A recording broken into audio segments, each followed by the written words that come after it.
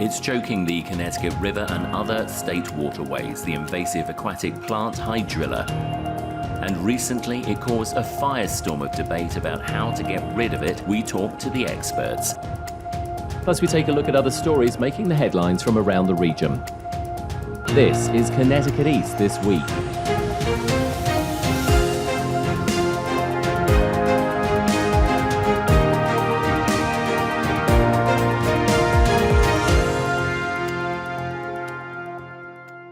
Hello, I'm Brian Scott Smith. Invasive plants can be beautiful, but they can also be a problem in our environment as they take over and engulf indigenous flora and fauna. One such invasive is an aquatic plant called Hydrilla, and over the past several years it's been slowly spreading and choking the Connecticut River. Plans to deal with the Hydrilla were put in place, and over the course of a couple of years it has been monitored and testing has been carried out in small areas of the river using herbicides to see which one is best suited to fight the Hydrilla. Despite all of this, a recent social media campaign started by a Norwalk-based rap artist Chris Webby created a firestorm around Hydrilla and the use of a herbicide called Diquat that led to much public debate and reaction from the state, environmentalists and scientific experts. I caught up with Greg Bugbee, who heads up the Connecticut Agricultural Experiment Station's Office of Aquatic Invasive Species, who have been studying the Hydrilla along with the Army Corps of Engineers to get more of the facts. A lot of controversy swirling at the moment about the use of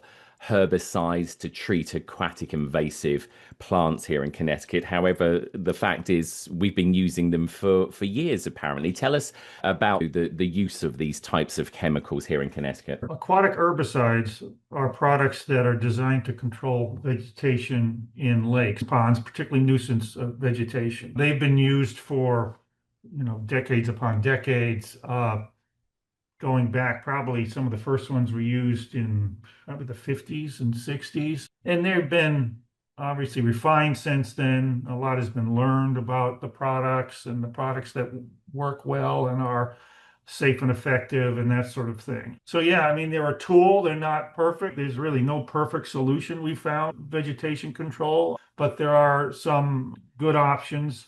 And again, when we look at any type of aquatic plant management, we look at taking what's called an integrated approach.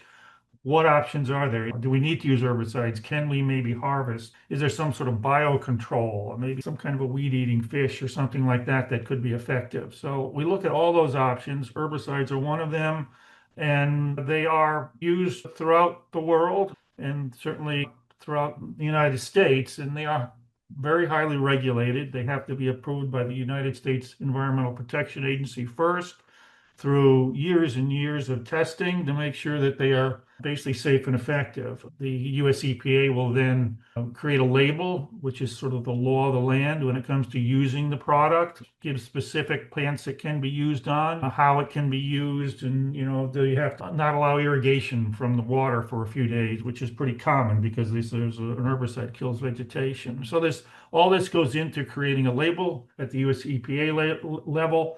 And then our Connecticut DEEP has to take that and decide what they want to allow to be used in Connecticut. And then they will allow use through their permitting process. So there's a lot that goes into putting an herbicide into the water to make sure that there's, a great deal of safety.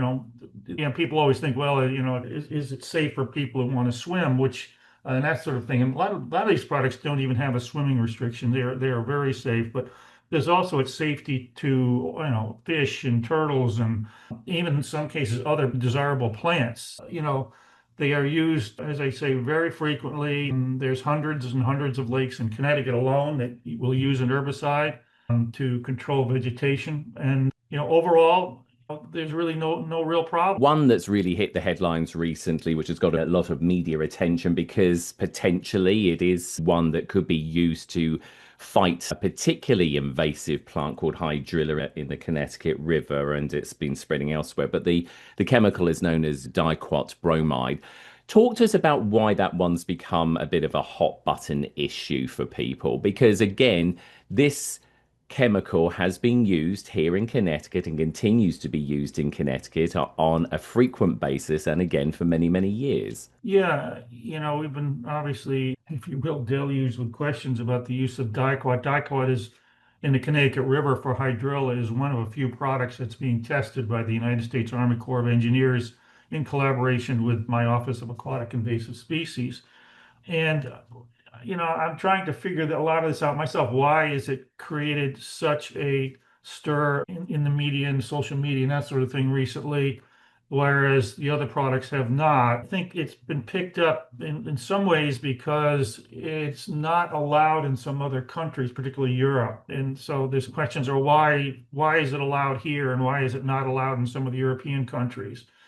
And again, it goes down to individual countries and what they feel about a product. Our US EPA feels it is a very appropriate product when used properly for this. And again, at my office and even at the Connecticut DEP level, though I don't want to speak for them specifically, we go by the US EPA. If they allowing it and it's not really up to us, especially my office, to say, well, I don't feel it's appropriate. We would, as a scientific organization that does research on products, if it is an approved product, we have to consider it. But yeah, I mean, I think some of it has to do with the fact it's not allowed in other countries, but it is allowed in, a lot of countries, throughout the world. Not all, but many, many. South America and North America and Australia and that sort of thing. I think one of the things that maybe we need to get to the heart of is contextual use, how it's being used, because although it is used here in Connecticut for multiple things, I mean,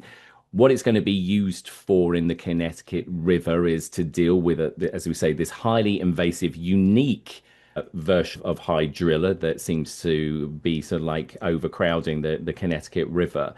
And like I said, the fact that, this chemical has been used for 40 years, I'm not trying to paint it in golden terms because it is a strong chemical and obviously needs to be carefully used. But I mean, I'm guessing if it was as bad as, some of the reports and some of the protesters, want to make out, we just simply wouldn't be using it, whether the EPA surely approved it or not, would we? Yes, I mean, as you say, it's been used for close to 40 years. It's used in Connecticut, as far as I can tell, in hundreds of lakes and ponds each year. And it has been, as we said, for decades, and has a really, really great track record from a standpoint of not, there's no fish kills or issues like that. There's no swimming restriction on the label, meaning it's considered safe to swim pretty quickly after it's put in the water. I know a lot of the applicators will just they'll say don't swim for a day, even though the label says you can, just for a little more precautionary, but even though it may not be needed. It has a very quick breakdown in the water, meaning it'll only last in some cases for hours, maybe in extreme cases for 48 hours or so in the water. There is some what's called phytodegradation by sunlight. A majority of it binds to the sediment where it inactivates. It's pretty slowly degraded out of the sediment, but there's no issues with the small amount in the sediment that would likely be there. I'm guessing over the time that you've been at the Connecticut Agricultural Experiment Station, your own like knowledge of these types of products. I mean, have you ever heard of any adverse reaction? Because I mean, certainly if there had been, I'm guessing anything on a relatively largish scale, the media would have picked up on it because the media pick up on most things. To the best of your knowledge and your scientific knowledge, have you come across any sort of like particular challenges was caused by dicot or not? I have not. I've used it myself in research for controlling invasive species. I've published in journals with it, and I've become very comfortable with it. But again, for those that hear the word dicot and it brings to mind Agent Orange or something like that, which it's not part of, and then people get concerned, and I think that's some of the reason we are where we are today. To those of us in the business, it's very routine kind of to use it because we know it's over decades of use, it has not had issues. I think it's important that people, question like they are, and normally over time, when the science gets there, it becomes a little less controversial. The other thing I was going to mention to you, we were talking about how widely used it is based on some research that I've been doing and has come out of DEP.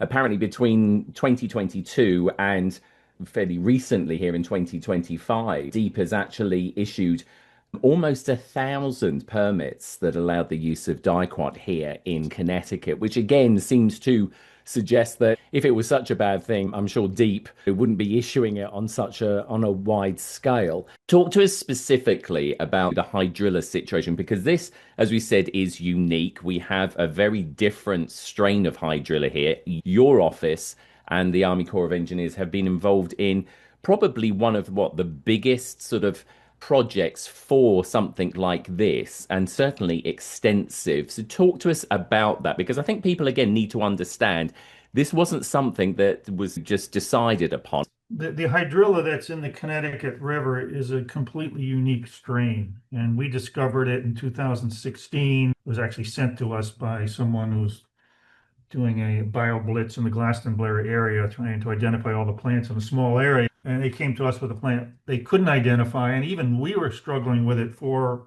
probably over a year. We ended up having to send it out for DNA analysis, where it came back as this unique strain of hydrilla that has never been found. We did a survey of the entire river system. It took us 2.5 years to map the hydrilla because we didn't really know how much it was there. And we found that it was throughout the river from within a couple of miles of the Long Island Sound up until Agawam, Mass. There was about 1,000 acres. The coves and tributaries were severely impacted. Once you get into the middle of the river, it's too deep and running too fast. You're not going to get it there. But along the sides of the river and the shallows and the bays and the coves and tributaries, in some cases, it was wall-to-wall complete obliteration of these areas. And this is something we had never seen before in Connecticut with hydrilla. There had been some other types of hydrilla here, but it was nothing like this. And it was determined that this plant was more robust. It had some different characteristics than typical hydrilla we see in the United States. And by the way, in the southern states, hydrilla is considered the worst, what's called submersed aquatic plant in those states like Florida. So, but we had never seen it like that here. And what we were seeing here with this strain was similar to the worst case scenarios in Florida where they have it. So that was extremely concerning. And that's what brought the New England states to seek help from the U.S. Army Corps of Engineers. They've dealt with these types of things in other parts of the country. They have the ability to get federal funding for the work. So they were the ones, and it's a multi-state issue, which they can deal with. So they were brought in, and they got funding through legislators at the federal level in Washington, got them funding to start their research. And, in collaboration with us, so there's 25, 23, they did what's called dye tests in some areas that they were considering doing herbicide testing the following year. From the very get-go, they started a web page to notify the public. They started having public meetings that were well publicized. The press picked it up with the dye and everything because it was a pink dye. It's a food-grade dye that was being put in to determine where would a herbicide go, how fast it would dilute, primarily because if it diluted too quickly, you wouldn't control your plants, or if it didn't dilute and it got too concentrated, you might control plants you didn't want to control, like the native eelgrass. So they did this first, and again, there was public meetings. At the meetings were very positive towards the project. So they did that. It went well. There was at least one front page article I know in the Hartford Current. So it was certainly, I think, publicized what was going on. So the following year, they decided to test some herbicides in 5 different locations, and one of them was Dicot, and the others were what's called Procelicor, and another one called Endothol. Aquat was used at the Portland Boat Works. This is in the main stem of the river because it has such quick action and the river's flowing there that weren't going to get much longevity of this product in the area. You have to put it in the water when the tide is coming in. It is tidal up till past Hartford, and where the tide counteracts the river flow to try to get some longevity in the area. So that's where they used it. It actually did not work very well there. I don't think they got the longevity they needed of the product. And so, we're still looking for a method to control in these high flow areas. Some of these marinas are heavily impacted and it's affecting their businesses. So that was that. So then they used other products in the 4 other locations with good success, at least the first year. They are monitoring in the year 2, which is now to see the growback, and there is growback occurring, which is a little concerning. But they are monitoring how much the growback is, and because you want to theoretically not have to keep coming back year after year after year and treating, so that's an issue. with this. We're learning on how, what is going to happen with the need for future applications. There certainly is the possibility, and this is kind of scary, in that the herbicides are not going to be effective enough to be a good tool.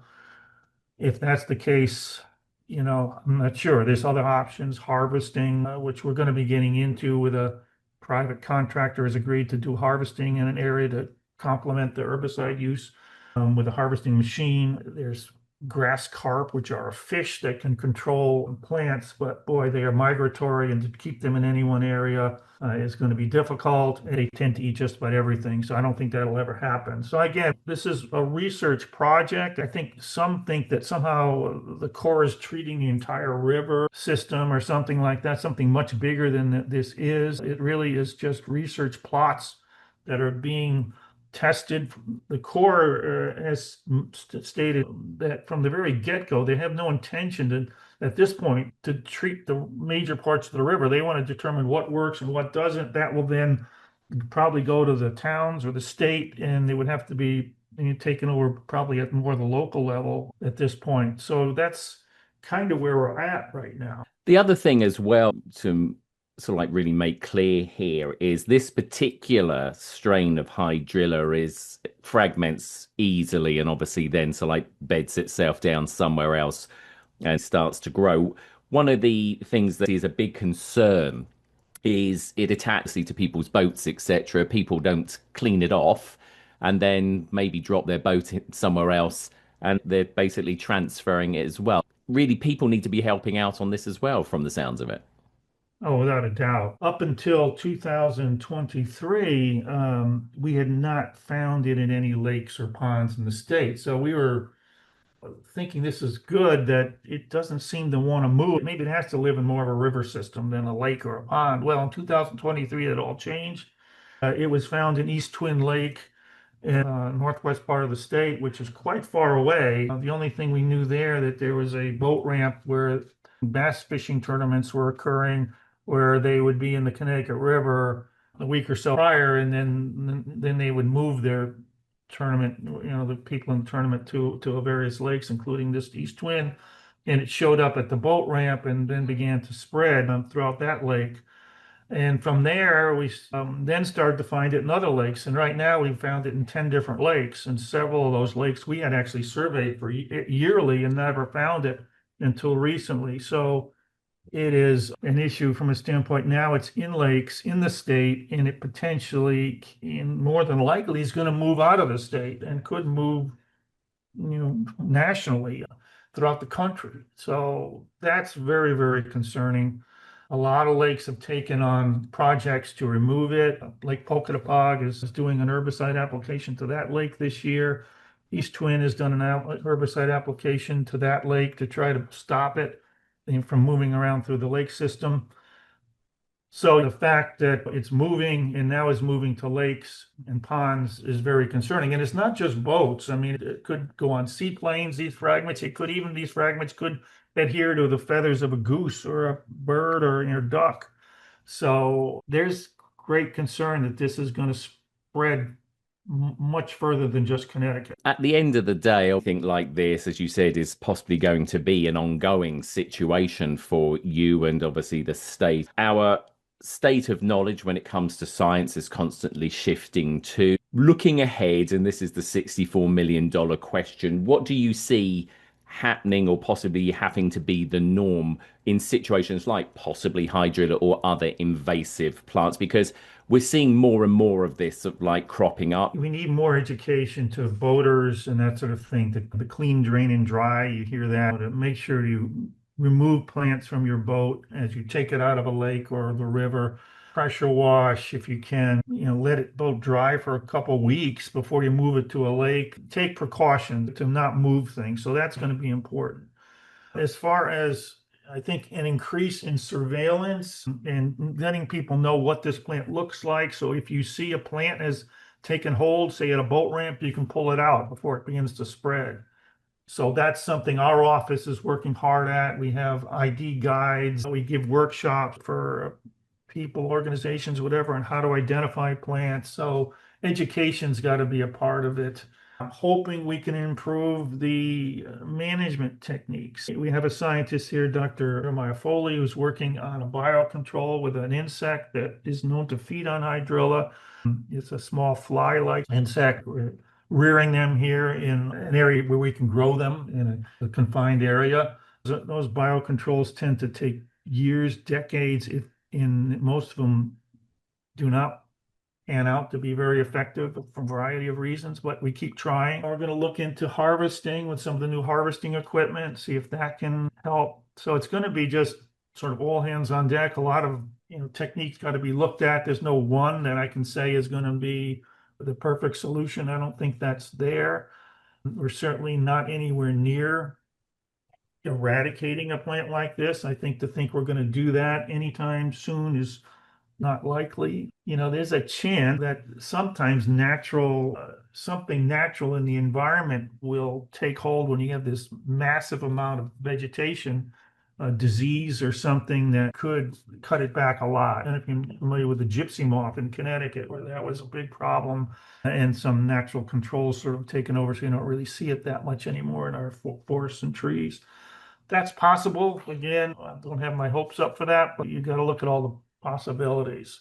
So again, it's going to be a mix of things. For now, again, we'll see where these tests that the Corps is doing in our tests go, and then we'll have, I think, the information available where the state can look at everything and say, okay, what is best and what doesn't work?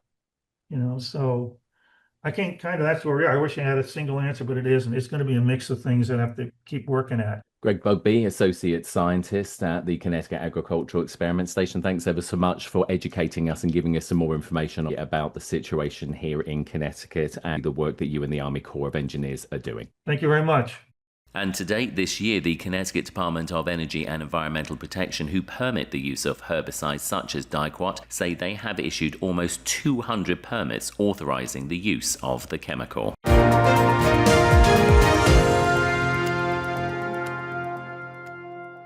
You said you'd never buy your kid candy from the checkout aisle, or forget extra diapers. You'd never lick your thumb to clean their face. Never, ever become a minivan mom. So when you say you'd never leave your child in a hot car, no, it can happen. Cars get hot fast, and kids can be at risk in temperatures as low as 60 degrees Fahrenheit. Never happens. Before you leave the car, always stop, look, lock. Brought to you by NHTSA and the Ad Council.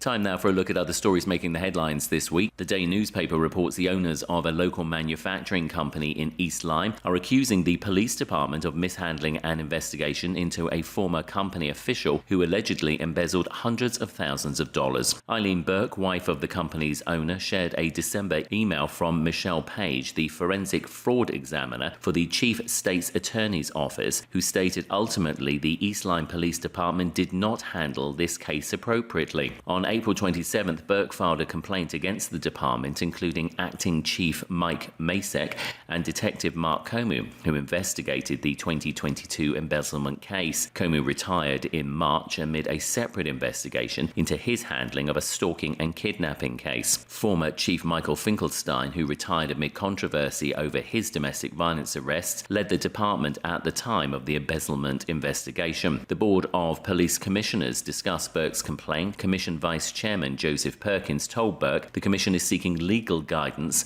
as the criminal case remains open. Perkins noted the commission is not an investigative body. In 2023, a lawsuit filed by Burke Manufacturing against its now former CEO, Michael Mattox, a judge ordered Mattox to pay the company back $400,000. The company produces flexible heaters, temperature sensors, and thermal solutions for the aerospace, defense, medical, and semiconductor industries, according to its website. It's just another case for the battered East Lyme Police Department to deal with as they await the announcement of their new police chief, who has been selected by the police commission but is awaiting background checks. The state mosquito management program is warning Connecticut residents about the increasing risk of infections by West Nile virus, or WNV, this season. So far, the Connecticut Agricultural Experiment Station has detected WNV positive infected mosquitoes in 21 towns. That's Bethel, Bridgeport, North Cheshire, Danbury, Darien, East Haven, Easton, Fairfield, Glastonbury, Greenwich, Groton, Hampden, Hertford, Hebron,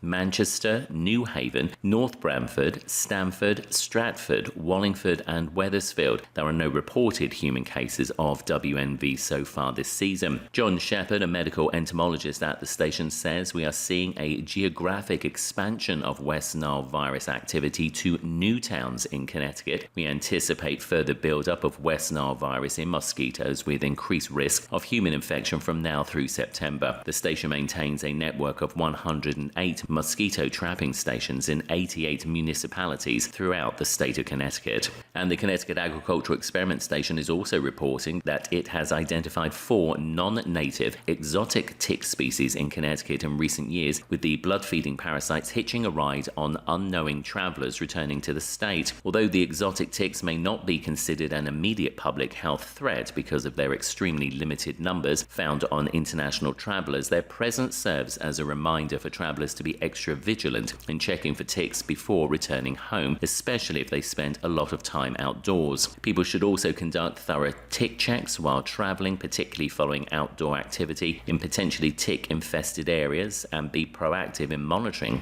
possible symptoms following a tick bite, said Dr. Gudaz Malais, a research scientist and medical entomologist who directs the station's passive tick and tick-borne disease surveillance program. The investigation by the station scientists was published in the iScience Journal and is the latest report of a series of studies focusing on the invasive ticks and tick-borne pathogens. Since 2008, the station has documented nearly 20 non-native ticks found on human travelers returning from Central America, Europe and Africa. The introduction of invasive ticks into new areas has led to a substantial increase in human tick encounters and the risk of their establishment and pathogen transmission, said Malai. Reporting from the Day newspaper, the town of Plainfield is petitioning the Department of Energy and Environmental Protection to provide 2 public hearings on Smart Technology System LLC's widely opposed proposal to build a trash-to-energy plant in the town. The request for a public hearing in town and another in Hartford list First Selectman Kevin Cunningham as the point person for discussions regarding Smart Technology Systems LLC's application for the plants that would process 1,800 tons of solid waste per day on an 81-acre parcel at the intersection of Norwich Road and Black Hill Road. As the town moves forward in the process, Cunningham said fighting Smart Technology Systems could cost the town up to $250,000 or more in legal fees, an expenditure that residents would need to authorize in a vote at a town meeting. Residents and members of the Sierra Club of Connecticut and the CT Zero Waste Coalition joined a virtual presentation and question and answer session with the Department of Energy and Environmental Protection's Bureau of Air Management to learn more about the air permitting process and opportunities for public participation.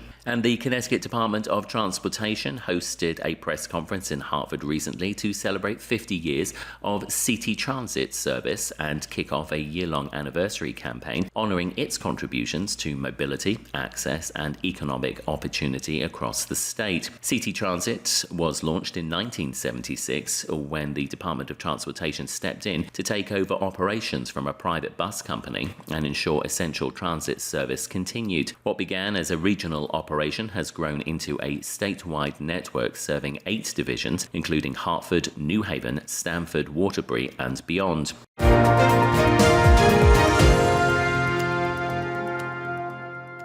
That's all from us for this edition. Do send us your questions and story ideas to the show via our website at connecticut-east.com or Facebook or Twitter at Connecticut East and on Instagram at Connecticut East This Week. And you can listen to the show again on our social platforms, on demand, and by asking your smart speaker to play Connecticut East This Week podcast. And please like, follow, and share on your social media too. I'm Brian Scott Smith. Thank you for listening.